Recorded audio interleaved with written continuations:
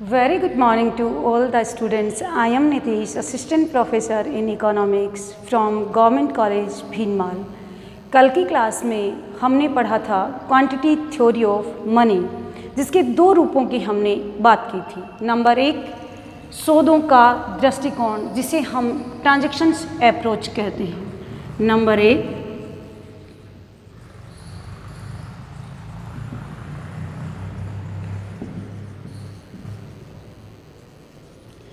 Transactions approach, जिसे सौदा दृष्टिकोण कहते हैं।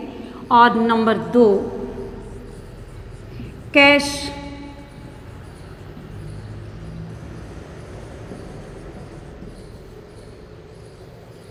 Balance approach. हमने दो अप्रोच यानी दृष्टिकोण की बात की थी। सौदा दृष्टिकोण जो फिशर द्वारा दिया गया था, और कैश बैलेंस अप्रोच जो कैम्ब्रिज विचारधारा से अपना संबंध रखता है। ट्रांजैक्शन अप्रोच की एक डिटेल क्लास अपनी कल हो चुकी है, और आज हम पढ़ेंगे कैश बैलेंस अप्रोच यानी नगद शेष दृष्टिकोण। नगद शेष दृष्टिकोण। देखिएगा, कल हमने पढ़ा था ट्रांजैक्शन अप्रोच जो फिशर द्वारा दिया गया था, उसमें मुद्रा जो है वो विनिमय का माध्यम है, यानी मनी जो है वो मीडियम ऑफ ट्रांजैक्शन है। लेकिन कैश बैलेंस अप्रोच यानी नगद शेष समीकरण जो है, उसमें मुद्रा विनिमय का माध्यम है, साथ में मूल्य संचय का काम भी करेगी। साथ में मूल्य संचय का काम भी करेगी। इसका महत्वपूर्ण कार्य मूल्य संचय है, इसलिए मुद्रा की मांग मूल्य संचय के लिए की जाती है। और ट्रांजैक्शन अप्रोच में हमने देखा कि जो मुद्रा की मांग है वो विनिमय या सौदों को संपादित करने के लिए की जाती है। दूसरा, हम देखते हैं कि ट्रांजैक्शन अप्रोच में मुद्रा की मांग और मुद्रा की पूर्ति का जो अध्ययन है वो एक समयावधि के मध्य किया जाता है, जबकि कैश बैलेंस अप्रोच में मुद्रा की मांग और मुद्रा की पूर्ति का जो अध्ययन है वो किसी एक समय बिंदु यानी टाइम पॉइंट पे किया जाएगा।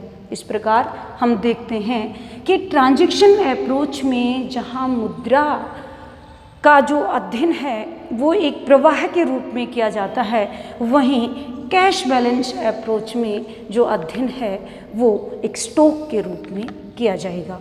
इस प्रकार आज हम देखेंगे कि नगद शेष दृष्टिकोण यानी कैश बैलेंस अप्रोच जो हमारा टॉपिक है, उसको आगे बढ़ाने का काम कैम्ब्रिज विश्वविद्यालय के अर्थशास्त्री जैसे प्रोफेसर मार्शल,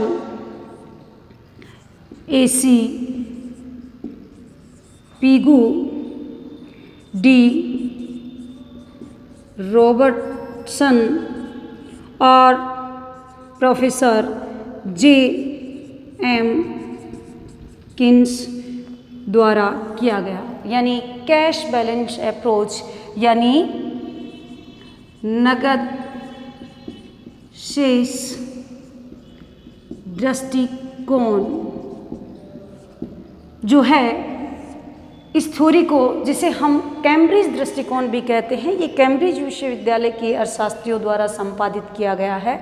इन अर्थशास्त्रियों द्वारा इस सिद्धांत को आगे बढ़ाया गया है, जिनमें मुख्य नाम हमारे पास हैं professor Marshall, AC Pigou, D Robertson और JM किन्स। इन विभिन्न अर्थशास्त्रियों ने अपने विभिन्न समीकरणों के माध्यम से इस सिद्धांत की व्याख्या की है।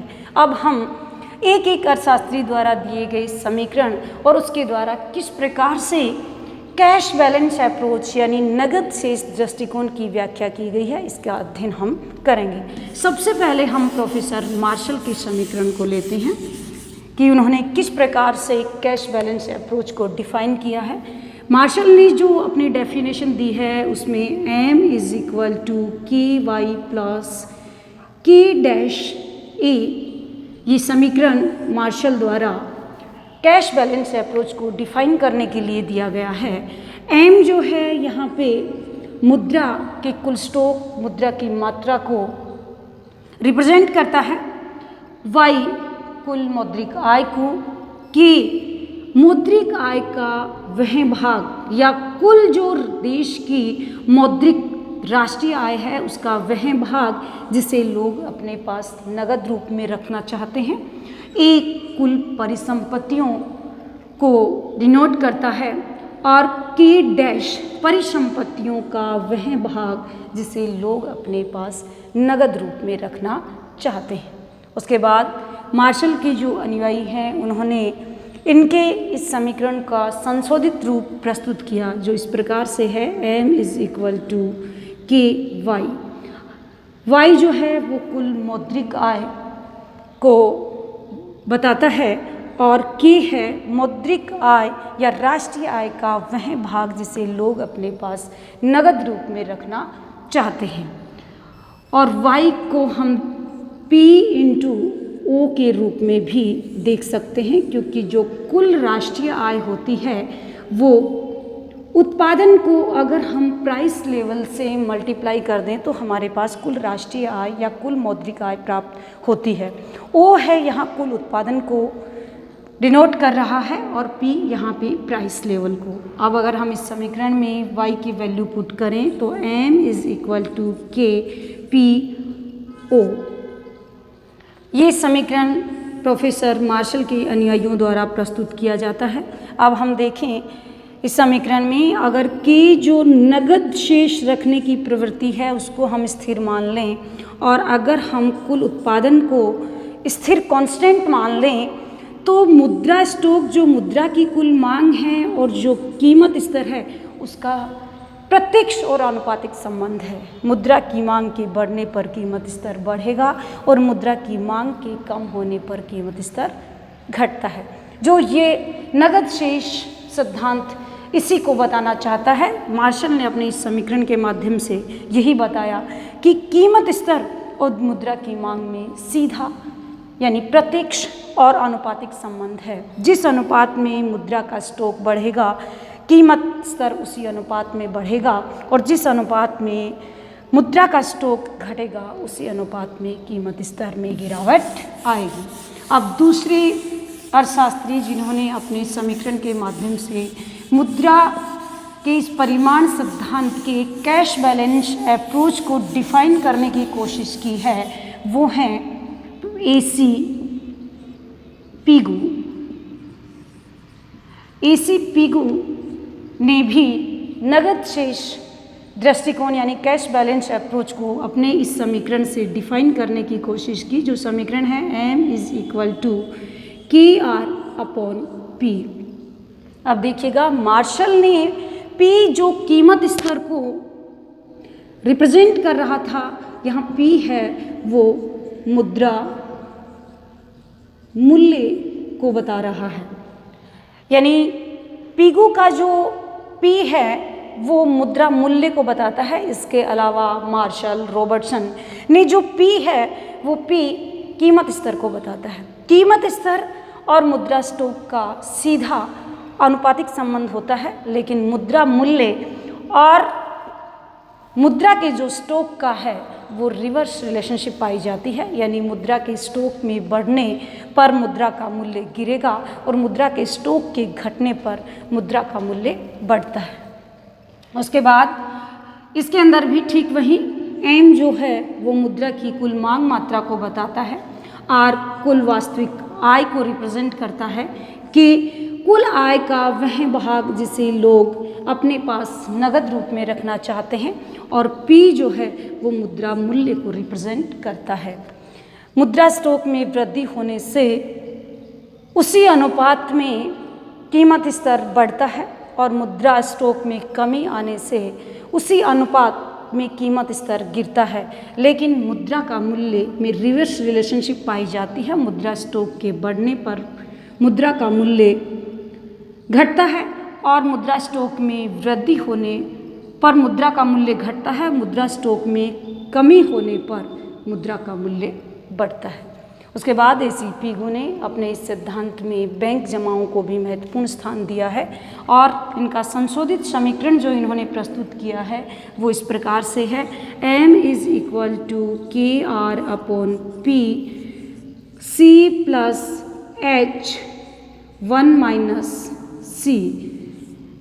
बैंक जमाओं को अपने इस समीकरण में शामिल करने के बाद उनका समीकरण जो AC पीगू द्वारा दिया जाता है वो ये है, जिसमें M मुद्रा स्टॉक, R कुल वास्तविक आय, K आय का वह भाग जो नगद रूप में रखना चाहते हैं, P जो मुद्रा के मूल्य को रिप्रेजेंट करता है, C यहाँ पे जो है K वो दो भागों में बटा हुआ है, K is equal to C and 1 minus C। इन दो भागों में K को डिवाइड किया गया है। C वह मात्रा है आय का जो लोग अपने पास नगद रूप में रखना चाहते हैं, और 1 माइनस C ये वो भाग है जिसको लोग अपनी नकदी का बैंक में जमा रखना चाहते हैं। यानी K आय का वह भाग जिसे लोग नगद रूप में रखना चाहते हैं। तो K के दो पार्ट हैं। नंबर C, K का वह भाग जिसे लोग अपने पास नगद में रखना चाहते हैं, और 1 माइनस C लोगों की नकदी का वह भाग जिसे लोग बैंक में जमा के रूप में रखना चाहते हैं। उसके बाद H, बैंक की मांग जमाओं का वह भाग जिसे बैंक अपने पास नगद रूप में रखना चाहता है। इस प्रकार ये AC पीगू द्वारा दिया गया समीकरण है। इसमें भी अगर हम बाकी सभी के R इनको स्थिर मान लें तो M यानी मुद्रा का कुल स्टॉक और प्राइस जो लेवल है उसमें अनुपातिक और प्रत्यक्ष रिलेशनशिप पाई जाती है। अगर हम मुद्रा मूल्य की बात करें तो मनी जो मुद्रा की मांग मात्रा है और जो मुद्रा का मूल्य है उसके अंदर विपरीत संबंध पाया जाता है। अगर मुद्रा की मांग मात्रा बढ़ेगी तो मुद्रा का मूल्य घटेगा, अगर मुद्रा की मांग मात्रा कम होती है तो मुद्रा का मूल्य बढ़ता है। उसके बाद अगले अर्थशास्त्री जो कैश बैलेंस अप्रोच को अपने समीकरण के द्वारा डिफाइन करते हैं वो हैं प्रोफेसर D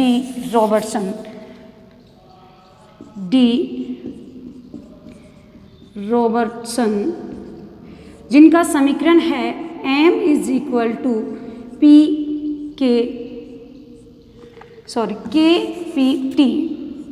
KPT।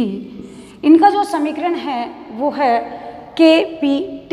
इसमें ठीक वहीं ये मुद्रा की मांग मात्रा का सिंबल है, T जो वस्तु और सेवाओं के कुल मौद्रिक लेन देन यानी कुल ट्रांजैक्शन को T रिप्रेजेंट करता है, P है वो हमारा प्राइस लेवल है, और K है वो कुल वस्तु और सेवाओं के जो लेन देन होते हैं उनका वह भाग जिसे लोग नगद रूप में रखना चाहते हैं। इस प्रकार हम देखते हैं कि वस्तु और सेवाओं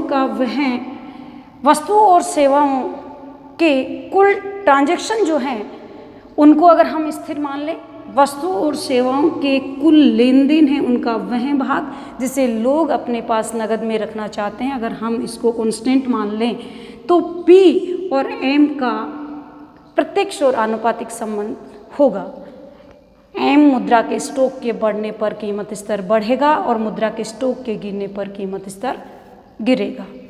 उसके बाद रॉबर्टसन के बाद जो प्रोफेसर J.M. किन्स हैं उन्होंने प्रारंभ में मुद्रा के नगद शेष दृष्टिकोण कैश बैलेंस अप्रोच को समर्थन दिया। उसके बाद उन्होंने अपनी एक नई थ्योरी मुद्रा परिमाण सिद्धांत की विकसित की, लेकिन आज हम उन प्रारंभिक विचारों को ही यहाँ पर देखेंगे जिन्होंने कैश बैलेंस अप्रोच को समर्थन दिया।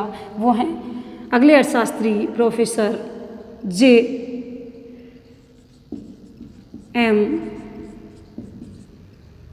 किन्स। Professor J.M. किन्स ने जो अपना समीकरण N is equal to KPK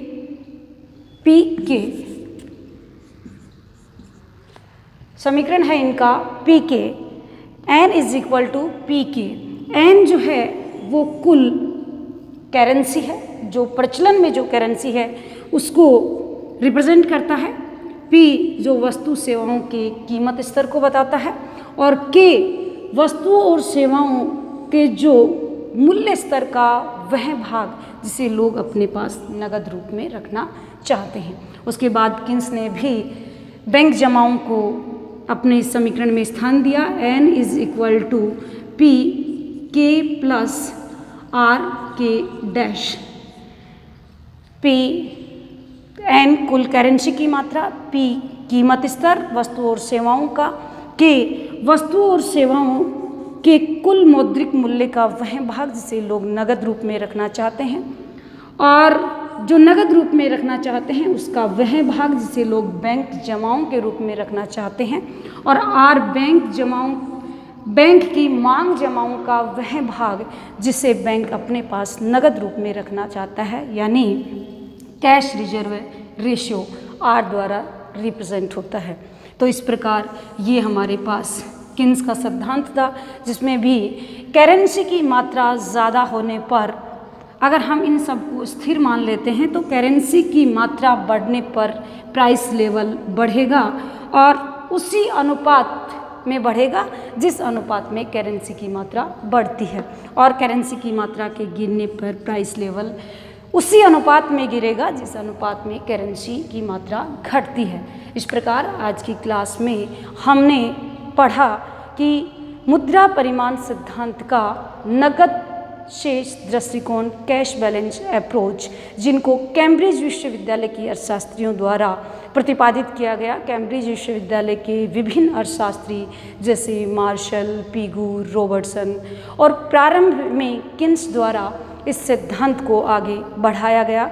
martial, Robertson, Pigou और किन्स के विभिन्न समीकरणों के माध्यम से हमने ये देखा कि मुद्रा की मात्रा और कीमत स्तर में सीधा और आनुपातिक संबंध पाया जाता है। मुद्रा के स्टॉक में वृद्धि होने पर कीमत स्तर में वृद्धि होती है, और मुद्रा के स्टॉक में कमी आने पर कीमत स्तर में भी गिरावट आती है। मुद्रा के स्टॉक और कीमत स्तर का जहां आनुपातिक और प्रत्यक्ष संबंध पाया जाता है, वहीं मुद्रा के स्टॉक और मुद्रा के मूल्य के अंदर रिवर्स रिलेशनशिप पाई जाती है। मुद्रा के स्टॉक में वृद्धि होने पर उसका मुद्रा मूल्य जो है वो उसमें कमी आती है, और मुद्रा के स्टॉक में गिरावट आने पर मुद्रा के मूल्य में बढ़ोतरी होती है। आज की क्लास के लिए इतना ही। आगे हम फिर मिलेंगे किसी नए टॉपिक के साथ में। Thank you.